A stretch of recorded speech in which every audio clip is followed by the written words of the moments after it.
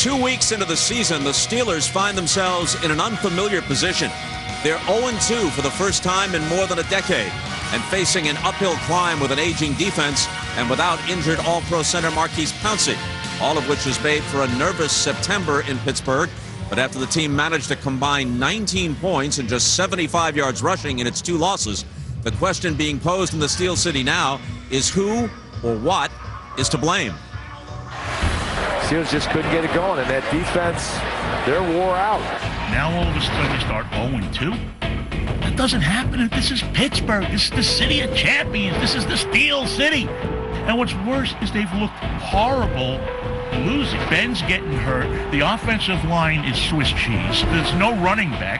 Hands it inside. The ball bounces away, and it's been recovered by the Titans. The Steelers never get a pass in Pittsburgh. I mean, this is a way of life around here.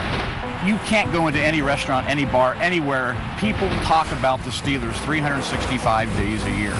It looks like the offense has no idea what they're doing. I feel like a high school team could beat them. I think there's going to be some major changes happening on the Steelers team. This is going to be a bad season. I think it's pretty evident that he's been making some bad decisions. What makes anybody think that Tomlin is already going to flip a switch and start making great decisions? There is one guy who is getting it more than anybody else, including Coach Tomlin, the offensive coordinator. They brought in Todd Haley to discipline Ben.